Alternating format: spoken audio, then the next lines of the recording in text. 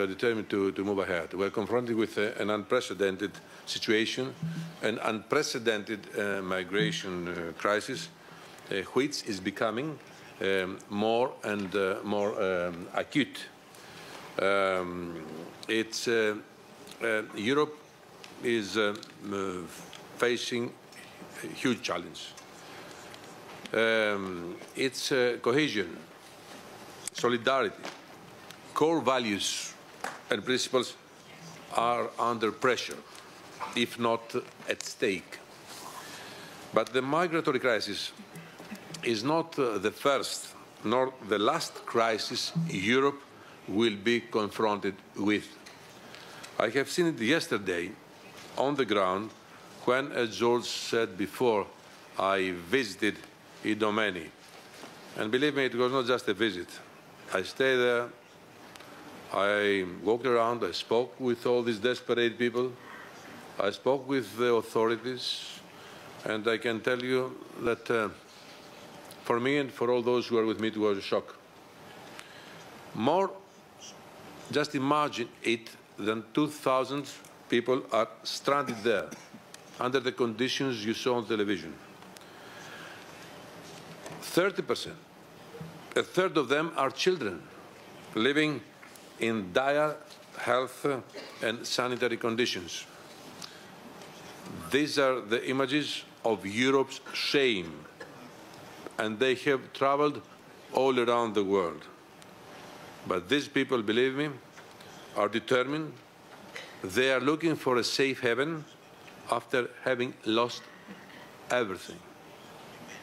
I asked the lady, how did she decide to make this deadly journey? And said to me, I was not risking anything. The only thing I might lose was something that does not have any value in my country, my life. And let me tell you also that they don't trust the system, which is precisely what the smugglers abuse. To deal with this situation, we need to stick to our common values of pluralism, non-discrimination, tolerance, justice, and solidarity. In this context, I really want to express my thanks to your President, to you, Vice President, to all of you for this invitation. And I welcome your interest and support to our European migration policy. I still remember the thoughts we exchanged 1 year ago when I presented to you for the first time, and I think it was the very first forum where I explained what do we have in our mind, what do we want to do. Let me tell you what we anticipated. Although Europe and all member states were caught by surprise, this Commission, from the very first moment of its life, had put as one of its priorities to adopt this common European agenda on migration. And it was the very first time that finally Europe has a policy on that. And after that we had, as you know, the action plans and the very famous relocation and resettlement schemes. We'll talk about it in some minutes. So at that time, your positive opinion, I remind it to everybody, was very useful to us and very encouraging to our efforts. To address the most burning challenges, we are accelerating our work to implement the immediate actions identified in this European agenda on migration I spoke before. We have significantly increased the budget for emergency actions to support the contingency response in Greece. Our agencies are deploying hundreds of experts on the ground to support the national authorities, to talk to people, and to explain in detail what this relocation process really means. Hotspots are almost all operational, both in Italy and Greece. They ensure, as you know, the identification, registration, and fingerprinting of all migrants. So far, the number of migrants relocated is very, very low. In other words, the relocation scheme in its I'd say, practical dimension has not given very encouraging results. And I didn't hesitate some months ago to tell everybody that I'm very much disappointed. And I will tell you later on why it's happening. But we already see an increase during the last 2 weeks, increase in relocation applications, now that the wave-through approach across the Western Balkans has stopped. Well, this is a good start, but let me tell you, this is not enough. We need to do more to assist the frontline member states, and especially Greece, where more than 45,000 migrants are blocked. We have to bring an end to the irregular flows. On the other hand, this means massive relocated migrants in clear need of international protection in the coming days and weeks within Europe. Today, we have presented a report on relocation, where we make a number of recommendations to address the current shortcomings of this process. We have set a political target for member states. 6,000 relocations should be completed by 16th of April, and at least 20,000 relocations should be completed by 16th of May. On the other hand, we also need to open legal and safe ways for people in need of protection to come to Europe, without reverting to smugglers and risking their lives. I know all the attention you pay to the fight against human smuggling and to the need for ensuring alternative ways to access protection. That is why, in today's report and ahead of the European Council tomorrow, we call on member states not to forget their commitment to resettle more people from Turkey.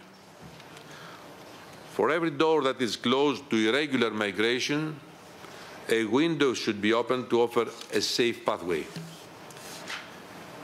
Beyond the immediate measures, the crisis has exposed significant structural weaknesses and shortcomings in the design and implementation of European asylum and migration policy.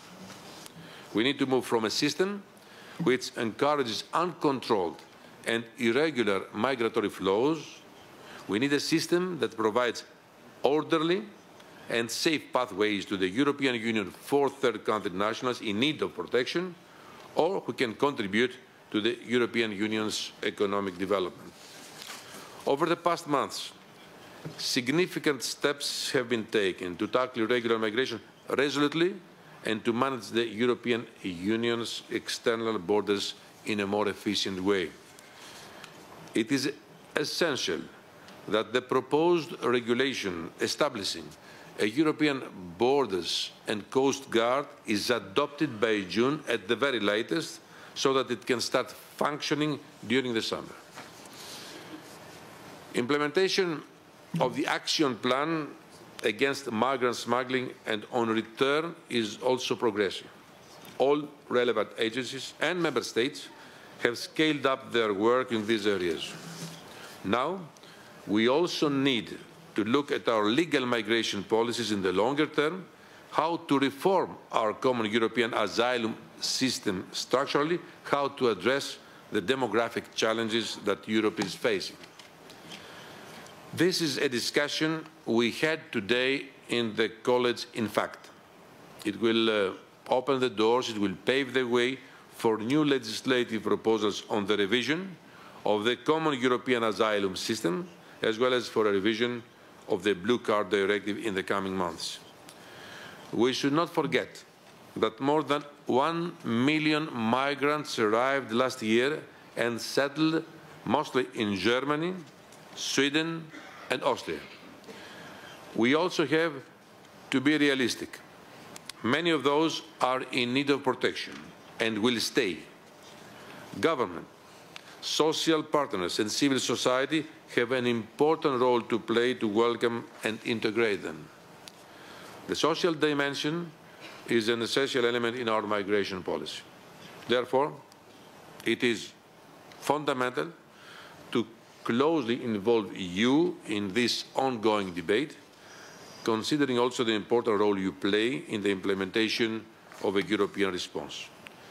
This is not a new challenge for Europe, and we should learn from past experiences. Europe is becoming increasingly diverse.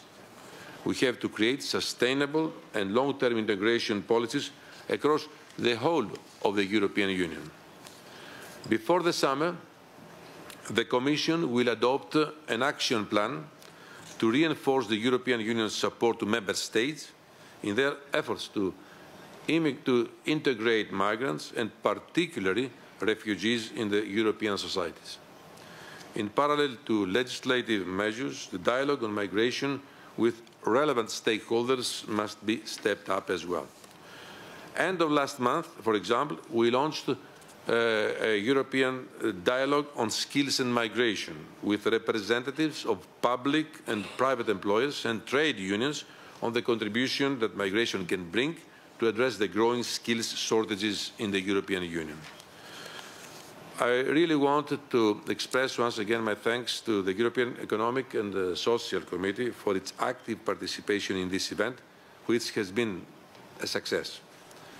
At the beginning of April, the European Migration Forum, co-organized by the Commission and your committee, will allow us to discuss migration-related issues with civil society organizations and representatives of local and regional authorities.